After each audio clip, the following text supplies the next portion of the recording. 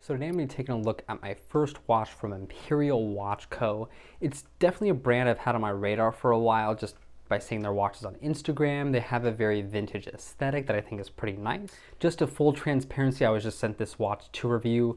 I don't get to keep it, and I'm not being paid for my opinion. I'm also not having to share any of my opinions beforehand or before publishing of this review. So all the thoughts are my own, and let's take a closer look. So we have a diameter of about 37.8, lug to lug of 46.4, height of just under 14, and a lug width of 20 millimeters. Some other general specifications for this watch: we're going to have the Seiko NH34 GMT movement beading away in here through a closed case back. They don't state what the water resistance is on this watch. I just think that is something they forgot to put on the website. But this does have a screw down crown, so I'm assuming it's at least 50, potentially 100 meters, which that would be nice. We have a friction fit bezel that is bi-directional here, and it does take quite a bit of force to move it, so definitely won't be moved accidentally. We do have a domed sapphire crystal with AR coating. And last but not least, this watch retails directly from Imperial Watch Co. for $5.99 during their pre-order window, or I guess early order window more accurately, between the 9th and the 11th of this month. This is $4.99.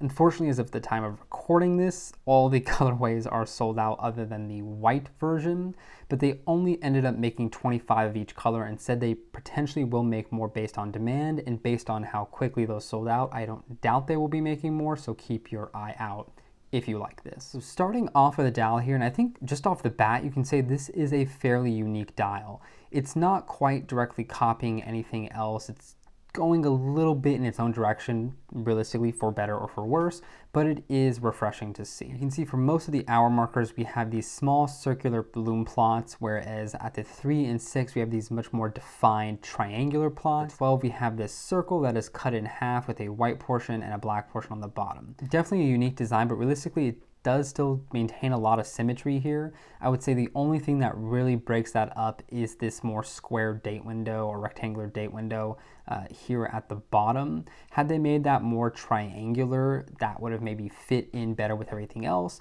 or if had they made that a very large circle to kind of tie in with the 12 o'clock marker. I think they could have tried to execute that date window slightly better, but as it is, I don't mind it, and honestly, personally, I just would have gone without a date window at all, but that's just me. Looking at the dial a little bit more generally, we do have this beautiful, very inky black base dial, which acts as a beautiful backdrop for the rest of the printing to just act on. We have this fairly large seconds track along the outside of the watch here that is done in gold. All the accents around the Lume plots are done in gold as well, so just like a nice little framing and ties everything in color-wise. We have mainly gold for the text for Imperial Watch Co. Oceanguard, GMT in red, which is interesting, and just a nice little pop of color there and a nice kind of nod to vintagey watches. And then we do have gold for all the hands for the most part, except the GMT hand, which is done in red, which beautifully ties into the GMT being both physically in red and written out in red, but tipped in a little arrowhead that is gold as well. Overall, lots of gold accents on this watch. You definitely have a gilt feel here. It looks premium, it looks fun, and it really gives a richness to the dial that I think wouldn't have been there if it was just pure monochrome black and white. One thing that's very different, but I do actually really like, is the fact that the brand logo is kind of at a slanted angle. It's a little bit different, you're not used to seeing that, but it works well here. It doesn't look out of place, it doesn't look wrong, it just realistically looks stylized, and I like it. Taking a look at the handset, we have just an interesting handset here. We have more of a pencil hour hand, and then I guess you just can really call it a triangular minute hand. It is kind of cool because when it lines up with the 3 or the 9, it pretty much overlaps perfectly, and thankfully the size of the Lume plot isn't dwarfing or too small compared to the handset, which is rare to see in watches. Usually they do one or the other, and the hand feels too small compared to the marker, but it looks perfect here. But I will say it's a little odd to me just because when you look at the watch, your first impression, the way your eye is drawn is to that minute hand, because it's the largest thing, it's the thing that's pointing out at you. So anytime I go to read at the time, I always get drawn to the minute hand rather than the hour hand. And I think if they had just reversed it, it would look completely fine. It would look good. I would have actually preferred this very large kind of arrow on the stubby hand rather than on the minutes hand. but maybe I'm just nitpicking. That's my personal preference. With that being said, I do love how they did the GMT hand. Let me move it out of the way a little bit. It just is nice and slender. It's a little bit out of the way, but because it pops red, you do see it very visibly against that black dial. It's kind of just there when you need it, and it doesn't immediately grab your attention when you don't. This is what's considered desk GMT. That means you do have independent control of the GMT hand and the date window rather than the hour handset. This is probably my preferred style of GMT. It's just very functional, very useful. It's easy to change the date, which is usually hard on true GMTs. And what's fun with this watch in particular is we do have a roulette date window. It's not a complication you really see anymore. It's clearly more expensive to do because you need to do the date printing in 2 different colors, but it's fun. We obviously do have a lot of gilt and a lot of red on the dial that red date window pulls into, or pulls from, or complements to. So that is a really cool and I think interesting inclusion here. So zooming in on the dial, and we do see it is pretty nice overall. This is a prototype watch, so there are going to be a little bit of QC issues here and there. You can tell there are some kind of like little specks on that inky black dial that appear in certain places. Those will probably be a little bit better on production versions, but even then they aren't huge enough to where you notice it from wrist view, so I honestly don't mind too much. You can also just see the printing is done very well. It's a very thick application. It's nice and even. There isn't any splotchiness. It's as consistent for the logo as it is for the surround to the numerals and the seconds track as well. The text at 6 o'clock nicely and similarly printed. You can see there's a little bit of a dent in the dial there. That's probably, again, just because this is one of those pre-production things. Looking at the handset, it's pretty well finished. Of course, a little dusty here and there, but not overly marked up, not overly scuffed. A little bit of fuzziness on some of the edges, a little bit of a scratch there, but the lumen print is done beautifully well, very flatly. Again, the overall polish isn't too bad either. So it's a decent handset, and I like the tone of gold they went for. It does complement the rest of the watch pretty well. And then date window, as you can see, nicely printed. One thing to notice is apparently the font used, I don't know if this is only for the date window and the bezel or if it's for everything, is supposedly hand drawn. So that's pretty impressive. I mean, if I hand drew the numerals, it would look pretty terrible on just about anything. So the fact that it looks so good on this watch, kudos to whoever did that. Taking a look at the triangular marker, just because that is the biggest lume plot on the watch. Again, it is done pretty perfectly. There's not too much fuzziness to the borders there, and I just like how it's done. I also especially like all the markers. There's almost kind of a 3-tiered system. You do have the pure whiteness and 3-dimensionality of the lume plot. You have the little bit of black dial border around that, and then you have an additional golden border around that base black dial. You do have a lot of that detail built in because they could have just made that gold border around the lume plot directly, but they decided to make it a little bit farther and add some more color, just kind of separation in there. And then before we move on really quickly, the GMT hand is actually done incredibly well. The paint on the GMT hand is lacquered incredibly nicely. It has a nice deep kind of just shiny tone to it. It's not blotchy. There's no missing parts of the paint. It's not splattering onto the triangular point of the actual hand itself. So really well executed.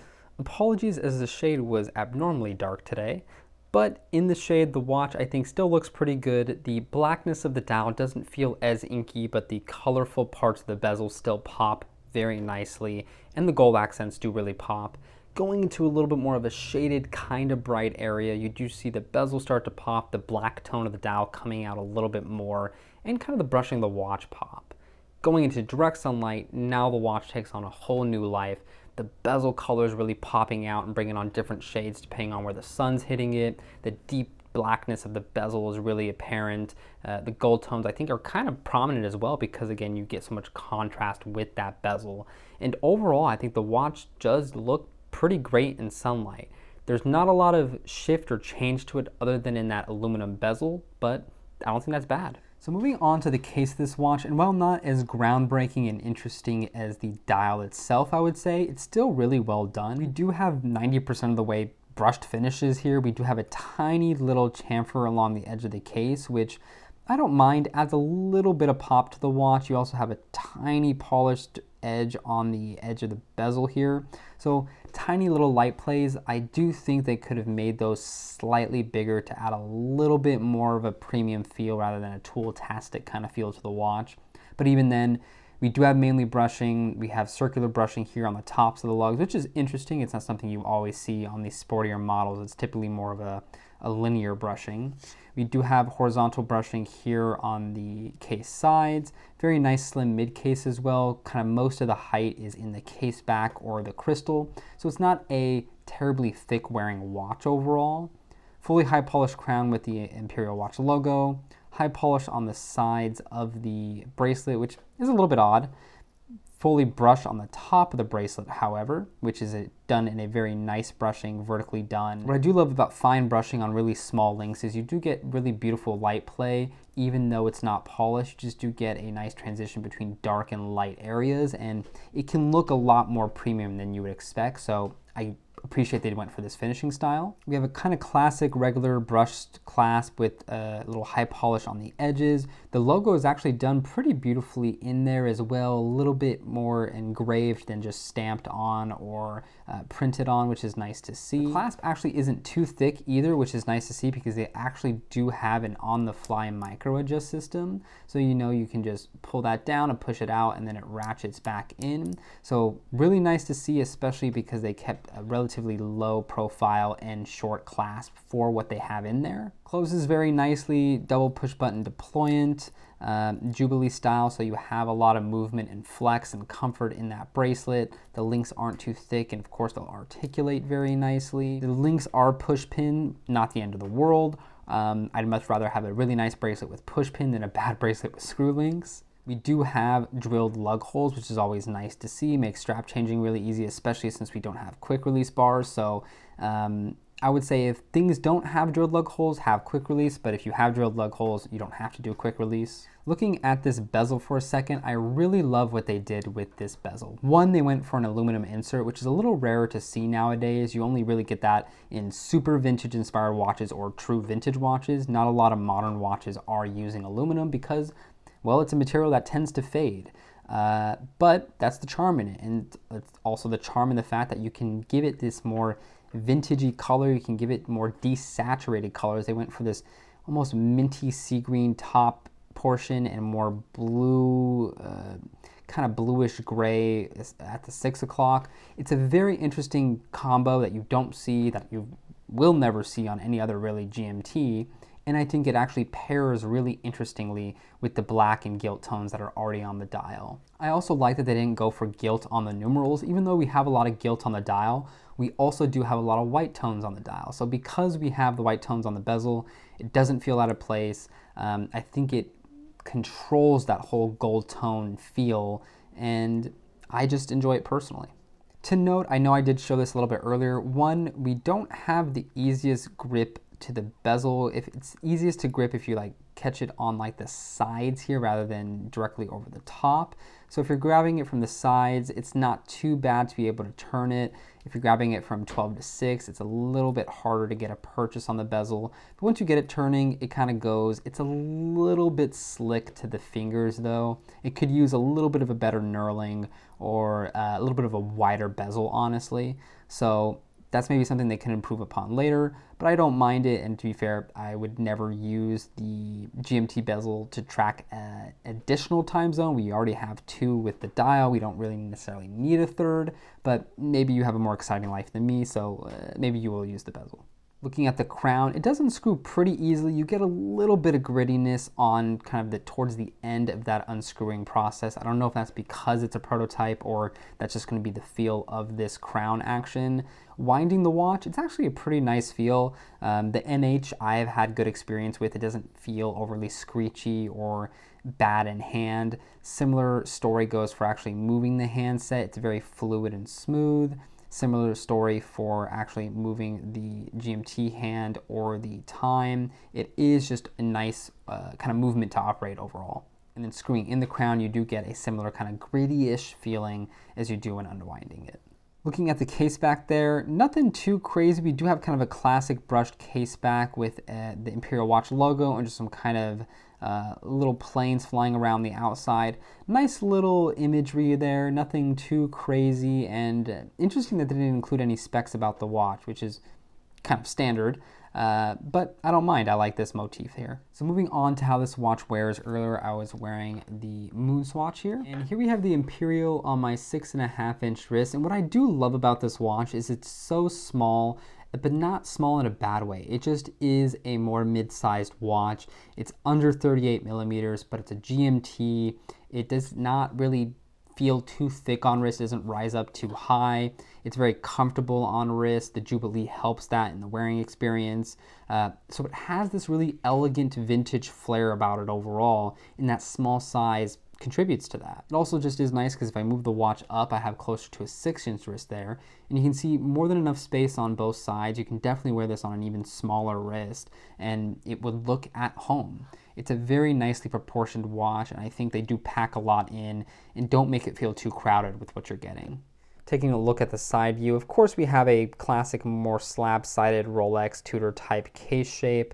It is nothing to write home about, but it does sit well into the wrist. They didn't construct it in a bad way that kind of goes for an oyster case but doesn't quite nail it. It is a little bit of its own thing too, because the top of the lugs are much thinner towards the end. It's more kind of thick and squarish on most oyster cases, where this is more pointed and sharp for the most part, at least visually. And the bracelet is very comfortable. I do think this is a very nice, quote-unquote, 5-link bracelet with a very comfortable clasp that, again, is not too large for what you're getting. So looking at some other straps, maybe the most intense but really fun combo is this super stylized, I believe they call it Bisano leather, don't quote me on that, but it's from Has No Bounds. It has this beautiful iridescent kind of sheen that goes from a very dark to kind of a lighter, more tealish green depending on the angle. You have almost this pseudo distressing around that brings out these more brown tones within the strap. It gives it not only a vintagey feel, but those brownish type of tones kind of do tie in with that gold. I think the greens obviously play off each other. It's a really cool combo. I think there's enough elegant elements about it that make it work on leather, especially when it's one as interesting and unique as this one. For something a little bit more traditional, we have this beautiful strap from Colareb, a little bit thicker, so kind of pairs well with that thicker GMT body. The more tannish, goldish tones on the strap do play off the more goldish tones on the dial. I think this is a great combo that doesn't add really any color to the watch and still makes the head of the watch shine. Obviously the tones match really well. You have a little bit of that suede-ish texture going on. The deep inky black, I think, is still very pronounced here, but it's so tied into all these goldish brownish tones because the strap is really pulling those colors. Here we have what's potentially probably the classiest option for the watch outside of some kind of exotic grained leather. This is a black Batera leather from Tons. I think it looks great. Maybe not the most perfect match, but if you want to try to dress up the watch a little bit, if you want to make it a little bit classier, this is a great option. Nothing but black and white tones. We're not adding any color that's not already there. Looks great, something that doesn't really take any attention away from the watch, and it kind of makes all the other colors that are not black shine more because the blues, the golds are popping a lot more because the black is purely acting as a background in the strap and in the face. And lastly, of course, a nice silicone strap. Beautiful white, makes all the white tones pop more, obviously plays really well off the black, kind of in yin-yang style, makes the watch more fun, makes the watch more bright, adds more color, but doesn't really add color somehow. It's a really cool strap. Really gives a little bit of life to the watch overall, pulls out the white of the lume, which is not something that's really drawn on in any other strap for the most part. Ends up being a really fun, comfortable, and affordable strap option for the watch. I mean, this specifically is, I think, a $2 AliExpress strap. So, hey, looks great on the watch. Taking a look at the lume here, again, this is a prototype, so I'm sure the lume on the actual model will be a little bit better. The dial lume is actually not very bright at all, and I would have expected it to be a little bit more, basically because those are just pure blocks of lume. The hands are very clearly the brightest part. Even the little seconds hand lollipop is brighter than any other part on the dial. You even have a little bit of GMT lume there as well, which is fun to see. So at least the watch is fairly legible in the dark. It's just not going to last forever, and it's something they definitely could improve upon, and I hope they do in the production model. Comparing it to the classic Timex, you can see, of course, Timex much brighter. The initial Timex tone and the initial tone of the hands is very similar, and a similar brightness as well. So that is nice. If they could get the rest of the dial to match more closely to that initial hand glow, or at least the amount of application that is on that handset, we'd be golden. So pros and cons of this watch. I think one of the biggest pros we're going to see here is just the quality overall and the price point relatively. I do think they just did a good job on the construction of the watch, the details, the colors, the wearability, the comfort of the watch, the little details, the little quality of life improvements. And I don't think they're bashing you on the head in terms of price point. At between $499 and $599, I think that's a very realistic price point to come in at. The only criticism could be that there are some brands like Trasca and Laurier using the Miyota 9 series GMTs, which I believe are slightly thinner in that similar price point. Maybe Imperial for this shorter run couldn't get a hold of that Miyota 9 series at a reasonable price, or maybe they just preferred the form factor of the Seiko NH and it's reliable and whatnot. So I don't bash it too much on that point.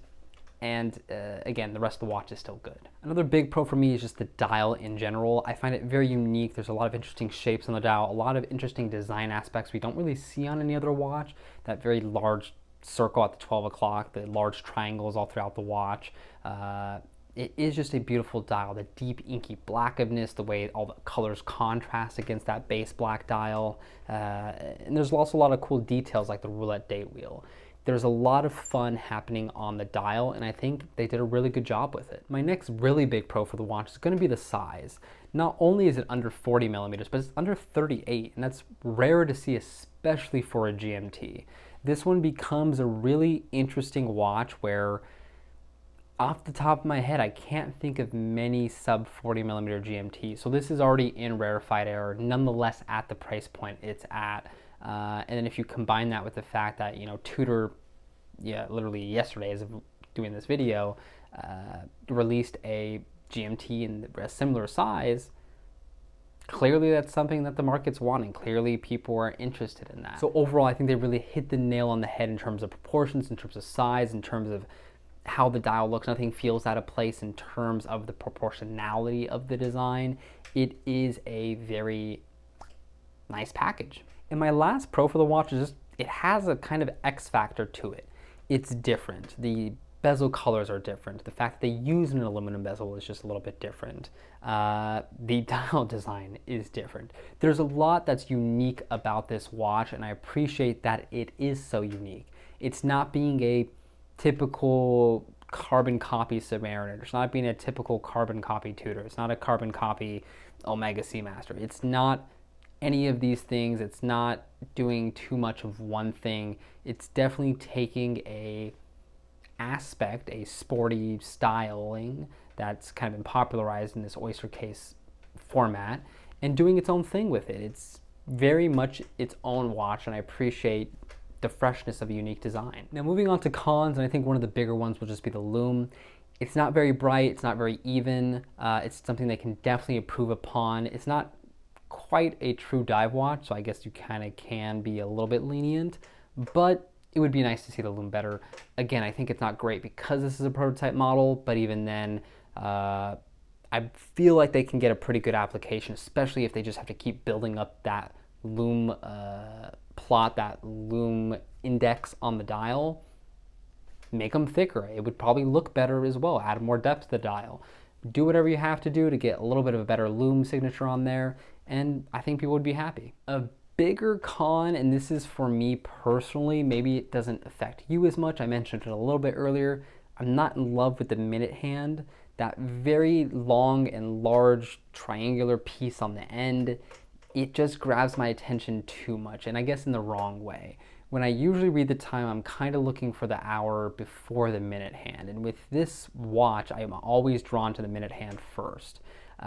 It's very apparent. It just grabs your attention. To me, I just don't love this styling. I've owned a couple watches in the past that have had this styling, and I didn't love it, and that's why I sold them. The Glashütte CQ uses this handset, and it's a much more expensive watch. I still don't think it looks good there. So it might be a me thing, but other companies do it, so it can't be completely wrong. It's just,